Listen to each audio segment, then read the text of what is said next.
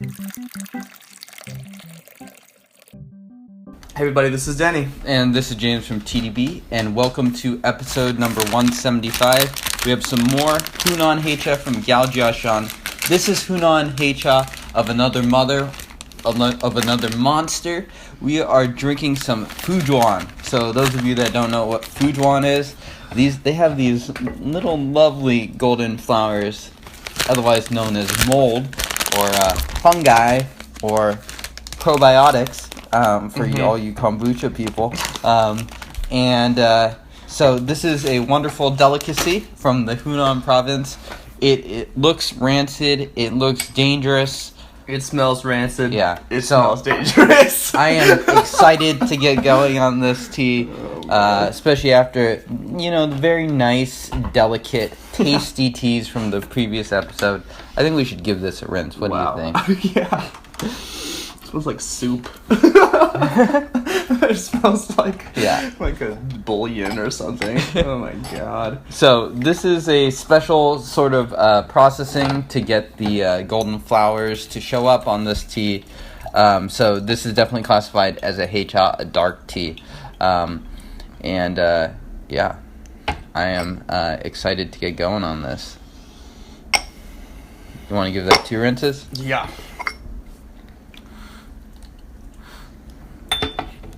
Smells yeasty. Yeah. I mean, it smells like tea. It's not like it's tea. Yeah, it's not. Still. It's one thing that's interesting about these heichas is that they seem to be brewing up with almost the exact same color across the different types of different preparations. It is interesting. And so these Fuzhuans are usually compressed. This one came in, I think, a brick form. I got a sample, so I don't have the full brick. Yeah. Let's give it a shot. Yep.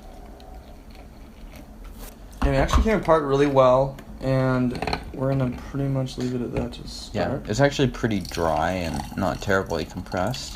So brewed up a little bit darker than our more pleasant Tianjins.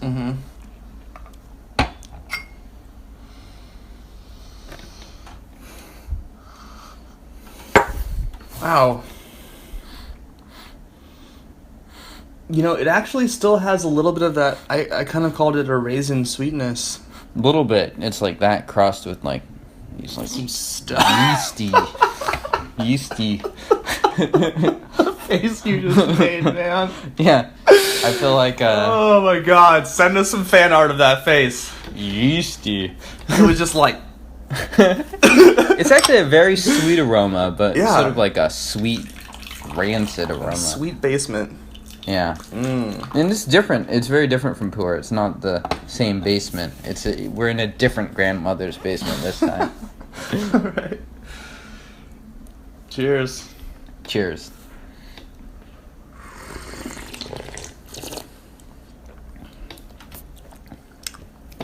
It tastes really clean. Yeah, it's sweet. Yeah. It's very simple compared to the other teas. It has a very specific character though.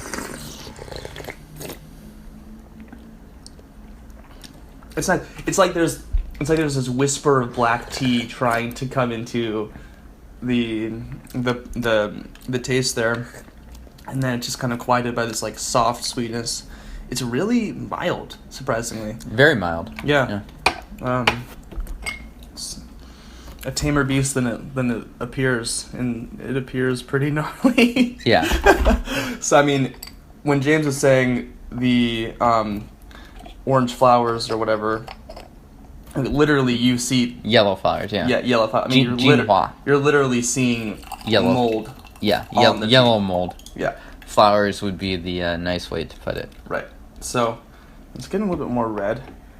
In terms of the actual, it's pretty green in the cup. Yeah, the leaves are definitely lightening up. It has that similar kind of raisin sweetness. So perhaps the processing is somewhat similar to the other ones, but maybe like an additional step. Or the terroir as well. It's just sort of Yep. So these are all made by the Gaojia Shan factory.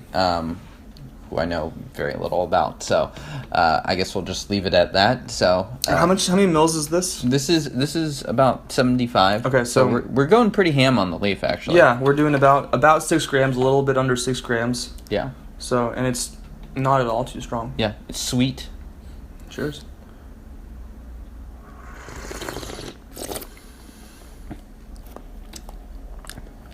Nice. It's got a lot more boldness of flavor. Viscosity wise, I'd say it's pretty light actually. Yeah, it is. It's got a very unique character that it's difficult to pin down. I feel like some of those the base of some of those teas there, it sort of tastes like oolong in some ways, but not in all ways. It has like this a little bit sweetness wooey that sort of lingers. I feel like there's hints of sort of wooey oolong, hints of black tea, sweetness from raisins. It's not tasting crisp or vegetal or verdant or anything like that. It's certainly not. Yeah. It's not particularly fruity, but it's sweet. Yeah. Feeling the energy on this as well. And let's give this another second. Push this for push this a little bit. And see how it does. See what happens. Yeah. I'm surprised though. This is pretty dang good. You thought it would be nastier? Yeah. Well, but I we've had this with another tea person, a similar. A few years ago, style, and they're very similar. So I'm actually surprised that the character itself is maintained within this category. Look at how much more red that is. Wow. And so, those of you that weren't paying attention, this tea also comes from Scott. He has a bunch of these Fuzhuans too, which, because I have a taste for the wanting to try funky shit, I immediately gravitated towards those over the Tianjins. You can see that some of the leaves are darker. Most they are. Yeah, definitely. And then clearly. some are very green. Right. And look like they could have been just like straight plucked out of one of the other ones. So it definitely looks like a blend of some sorts. Much more red. So maybe some of these were taken to varying stages of processing or funkiness. But it comes together in a nice way.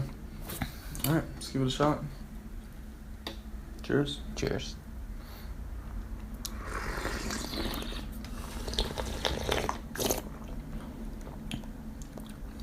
A little bit more fruit, a little bit more bitter. Yep.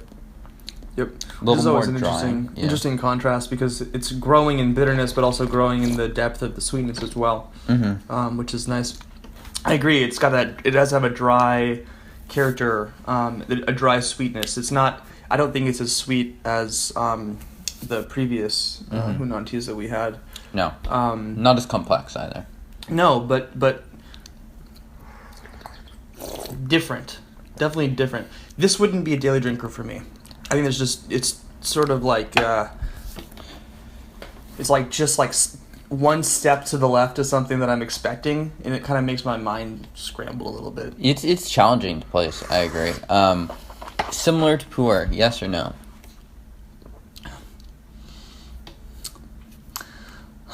It doesn't taste as much like a pu'er as it does taste like a wooey to me. I agree. I don't think it's really like a pu'er at all. And like ripe pu'er or whatever would be the equivalent of this. I think it's totally different. Right. Or like even traditionally aged pu'er. Got a nice bitterness Lingering, most definitely.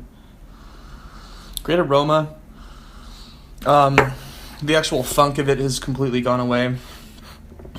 I think it's tasty. It's definitely, it's kind of unique and slightly challenging. I wonder how this type of tea will age. I don't know. I think there are some aged examples of it. I think similar to ripe pu'er, this was a process that was invented sometime during 60s or 70s. I don't totally know. Right. Yeah, but it's quite interesting. I don't know how it would age. That funkiness might actually go away a little bit, I would guess, if anything. And like it has a really strong sort of like grainy yeastiness to it. Right. And I would guess that would age away, but I really can't be confident. Well, I'm not really tasting. It's not like we're drinking sourdough bread here. It doesn't taste super yeasty. And I mean, that's not even a bad thing necessarily. No, not necessarily. But It's odd in tea, though, I will say that. right. Yeah. And I think this is definitely the case of something looking and sounding a lot funkier than it actually is. Totally agree. Yeah. Totally agree. I think this is... Oh, go ahead. I was just gonna say, in the cup, this actually doesn't. It's not. It's quite wild, approachable. Yeah, it's not wildly off-putting by any means. It's kind of It's actually kind of mellow, but yeah, and not terribly in your face. Like, to me, I think Yangshang, like really bitter teas, could be a lot more in your face and unapproachable than this. Cheers, guys. Cheers.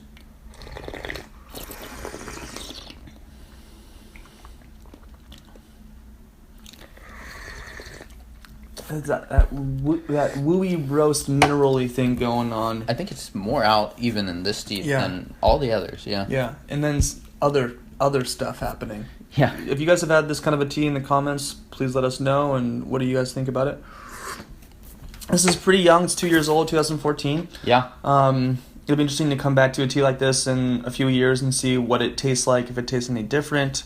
What the flowers look like, and how people even age this, because I would guess that the conditions to age this might be a little bit different from something like pu'er. Yeah.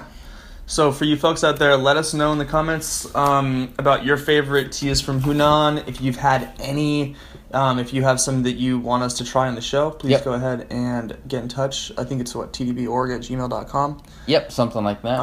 Look it up on the site. We have one more heicha from Hunan coming up next episode. Something that's a little bit less offensive or in your face. And I'm sure we'll show plenty of photos of the tea. But this is definitely a unique one that you guys should check out and at least have a cup or two of this in your home repertoire. So, if folks want to learn more about tea and grab this tea, James, what should they do? Yeah, to grab this tea, you could go to YunnanSourcing.com. This is the Gaojia Shan Guan Gong Fuzhuan wild tea from Hunan. So same factory as the previous two teas, both of which I think we would also recommend for the price. Scott. The price of this is also similarly quite low, so very reasonable. So easy to pick up a sample, see if it is your cup of tea, and do that. Otherwise, check us out at TeaDB.org. Hit that subscribe button down below. Hit that like button also down below, I think. It is. And follow us on Instagram, follow us on Twitter, and do all that fun stuff. Cheers. Cheers. Okay. I think we're good, right? To the outro. Yeah, we're